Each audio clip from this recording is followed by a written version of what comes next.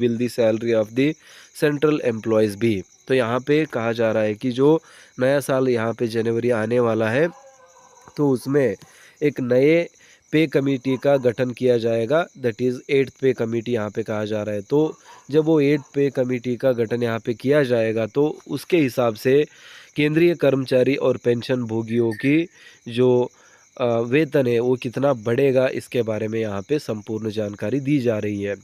The 7th pay commission has been approved in January 2016। The pay commission will end in 2026। The demand for the implementation of the high pay commission has gained strength. It is believed that the government can announce the 8th pay commission in the general budget to be presented on 1 February 2025। तो यहाँ पे जैसे हमने आपको बताया 2016 में 2024 में ही गठन किया गया था जो 7वें पे कमीशन था उसका, और उसके बाद 1 साल लगा उनको अपनी जो रिपोर्ट देनी है उसमें, और 2016 में 7वें पे कमीशन का जो रिकमेंडेशन था या फिर रिपोर्ट थी उसको इम्प्लीमेंट की गई थी। तो जब उसको इम्प्लीमेंट किया गया था उसके बाद यहाँ पे 2016 से लेकर 2026 तक 10 साल पूरे हो जाएंगे। तो इसके मतलब 2026 में एक नया वेतन आयोग आना चाहिए जो कि अभी के हिसाब से 8वां वेतन आयोग कहलाएगा, क्योंकि अभी 7वां वेतन आयोग चल रहा है। तो 1 साल जो है जो कमेटी की जाएगी या फिर जो कमेटी को मतलब सौंपा जाएगा ज़िम्मा कि आप रिपोर्ट तैयार कीजिए, उसको दिया जाएगा। तो इसीलिए केंद्रीय कर्मचारी और नौकरों के संगठन यहाँ पे डिमांड कर रहे हैं कि ये जो नया साल 2025 आ रहा है, इसी में आप लोग का जो 8वां वेतन आयोग आने वाला है उसकी जो कमेटी है उसको अभी आप बना लीजिए, क्योंकि 1 साल में रिपोर्ट मिलेगी, फिर 2026 में उसको इम्प्लीमेंट किया जा सकेगा। तो ये था brief knowledge like what is the reason behind creating committee, that is 8th pay commission. तो उसके बाद देखते जाइए यहाँ पे और भी बहुत ही महत्वपूर्ण जानकारी दी जा रही है। तो यहाँ पे how much would be the basic salary be under the 8th pay commission. अच्छा ठीक है, तो जब 8th पे कमीशन आ जाएगा तो जो केंद्रीय कर्मचारी और पेंशन भोगी है उनका न्यूनतम सैलरी या फिर जो बेसिक सैलरी है उसमें कितनी बढ़ोतरी होगी, और ग्रुप डी एम्प्लॉयज़ का कितना यहाँ पे सैलरी बढ़ेगा, इसके बारे में इंफॉर्मेशन दी जा रही है। According to media reports the minimum increase in dedication may be 34,500 up to the maximum can go up to 186%. The government has recommended a 2.86 times salary hike under the new pay commission.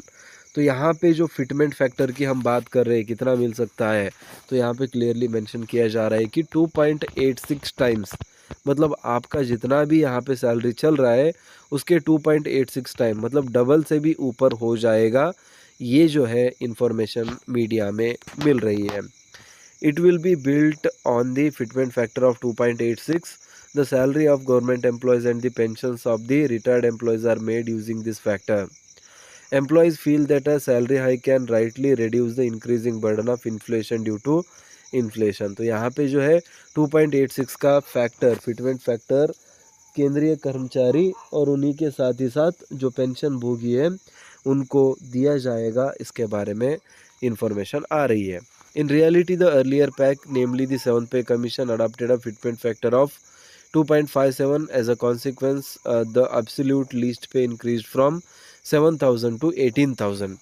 तो जो history में हुआ है या फिर जो पिछले इसमें हुआ है इसके बारे में भी यहाँ पे जिक्र किया जा रहा है। 7वें वेतन आयोग में 2.57 का फिटमेंट फैक्टर लिया गया था, उसके हिसाब से जो 7,000 6th पे कमीशन में सबसे जो कम बेसिक था जो कि 7,000 था, ठीक है, वो बढ़कर 18,000 हो चुका है। मतलब 7 2 ज़ा 14 7 3 ज़ा 21, मतलब 2.57 से यहाँ पे बिल्कुल बड़ा है। जो 7,000 था वो 18,000 तक पहुँच गया है। जो 18,000 है अभी वो 34,800 तक पहुँचेगा। ये जो 8th पे कमीशन में 2.86 का फिटमेंट फैक्टर जब लगेगा तो इस हिसाब से ये कैलकुलेशन बताया जा रहा है। आई होप आपको ये समझ में आ गया है ये फिटमेंट फैक्टर क्या होता है, 2.57 क्या होता है, 2.86 क्या होता है, 7वें वेतन आयोग में कितना बड़ा था, और उसी हिसाब से अगर देखेंगे तो इन्फ्लेशन 7वें वेतन आयोग को कंपेयर करेंगे तो उससे भी ज़्यादा है। तो फिटमेंट फैक्टर भी ज़्यादा होना चाहिए, इसलिए 2.57 की जगह यहाँ पे 2.86 की मांग जो है कर्मचारियों द्वारा की जा रही है। और उसके साथ अभी दूसरा प्रश्न भी यहाँ पे हमें देखने को मिलेगा, जो पेंशन है वो कितनी बढ़ेगी? क्योंकि यहाँ पे तो सभी कर्मचारी ऐसे नहीं है जो अभी काम कर रहे हैं, क्योंकि करोड़ों में ऐसे लोग हैं जो कि पेंशन का प्रदान कर रहे हैं, या फिर जो पहले काम करते थे, कर्मचारी थे, सरकारी कर्मचारी थे और रिटायर होने के बाद अभी पेंशन का उपभोग कर रहे हैं। तो उनके पेंशन में, या फिर जो फैमिली पेंशन, मतलब सरकारी कर्मचारी जब विधिवश हो जाते हैं तो उनके जो फैमिली है उनको उनके पेंशन का 30% दिया जाता है बेसिक का। तो वो जो फैमिली पेंशनर्स है या फिर जो पेंशनर्स है, उनके जो पेंशन मिलती है उसमें कितनी वृद्धि होगी, उसके बारे में भी यहाँ पे कंप्लीट इन्फॉर्मेशन दी जा रही है। So, in the kind of pension, strong increase is expected with the implementation of the 8th pay commission. The current minimum pension is 9,000, which will draw increased figures up to 25,740 at 2.86 fitment factor. It is to be noted that this calculation is only for the minimum basic salary and pension. In the 8th Central Pay Commission, along with the basic salary, the employee will also get the benefit of dearance allowance, that is DA. So there will be a quite a boost in the in hand salary. तो यहाँ पे pension के बारे में क्या कहा जा रहा है, पेंशन में भी बहुत ही ज़बरदस्त उछाल यहाँ पे देखने को मिलने वाला है। जो 6th पे कमीशन था उसमें 7th पे कमीशन था उसमें जो है पेंशन कितना था, मिनिमम पेंशन 9,000 ही था, उसको बढ़ाकर अभी 25,740 किया जाएगा according to 2.86 times fitment factor. तो यहाँ पे जो पेंशन में है उसमें भी 3 गुना बढ़ोतरी यहाँ पे देखने को मिल रही है।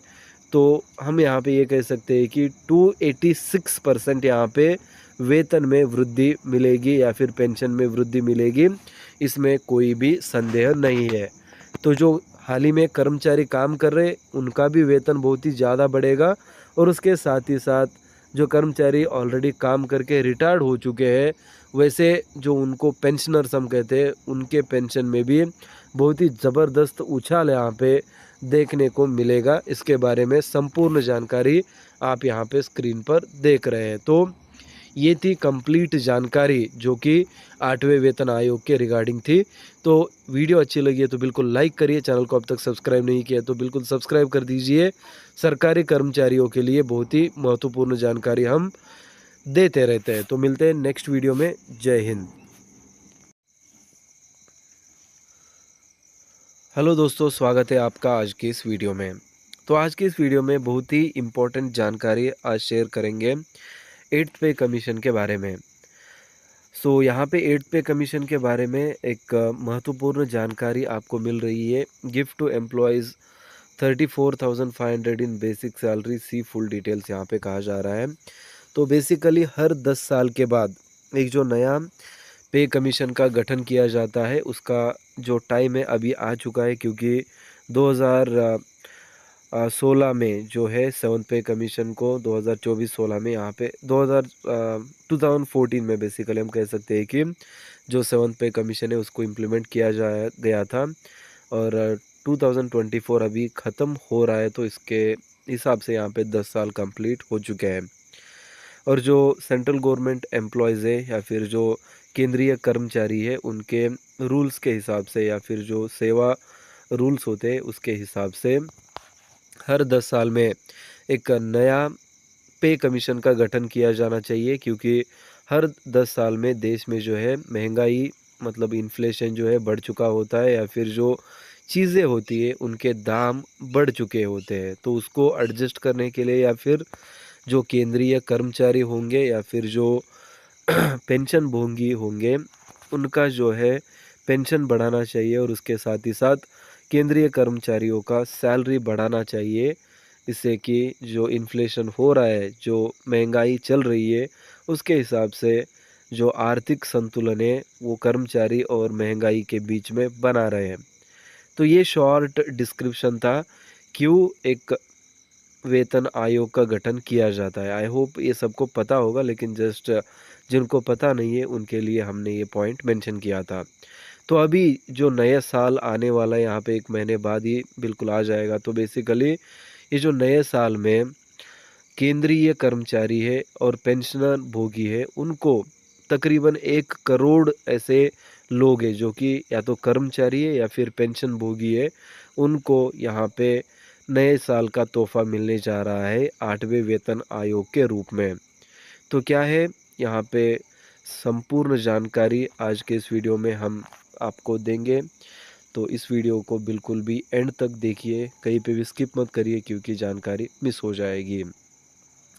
तो आप यहाँ पे एक मीडिया द्वारा लिखी गई आर्टिकल को यहाँ पे देख सकते हैं। 8th pay commission gift to employees 34,500 in basic salary, see full details यहाँ पे कहा जा रहा है। मतलब अभी जो बेसिक सैलरी है, मतलब न्यूनतम सैलरी जो ग्रुप डी एम्प्लॉयज़ को सबसे कम दी जाती है वो 18,000 है, 18,000, ठीक है। तो उसको बढ़ाकर 34,500 किया जाएगा, इस 8th पे कमीशन में कहा जा रहा है। तो इसके हिसाब से यहाँ पे फिटमेंट फैक्टर बैठ रहा है अराउंड 1.56 से लेकर 1.86 तक।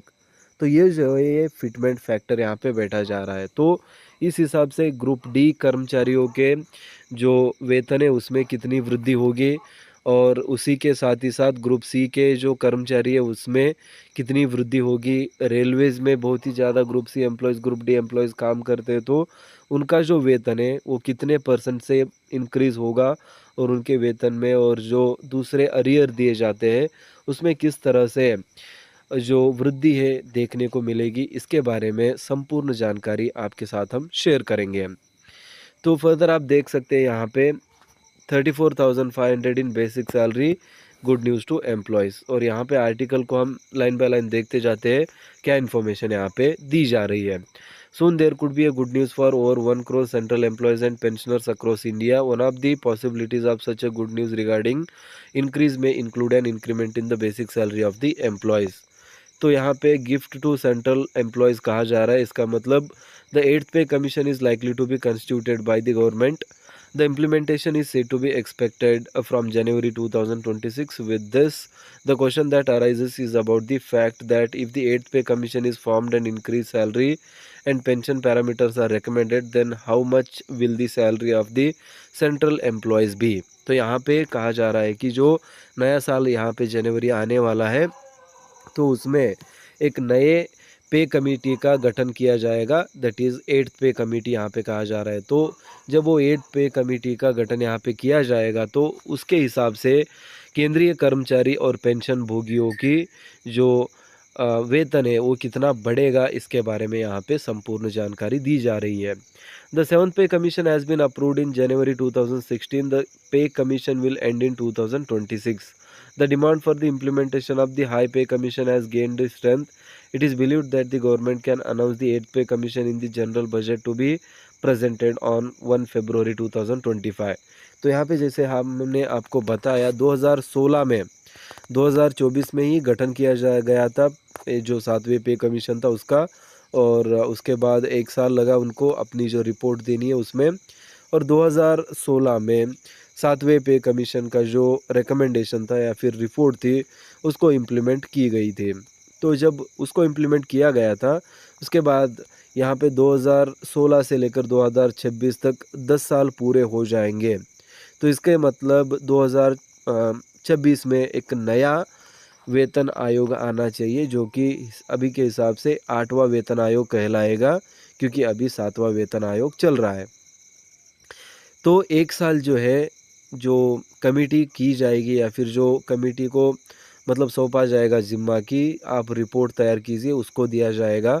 तो इसीलिए केंद्रीय कर्मचारी और नौकरों के संगठन यहाँ पे डिमांड कर रहे हैं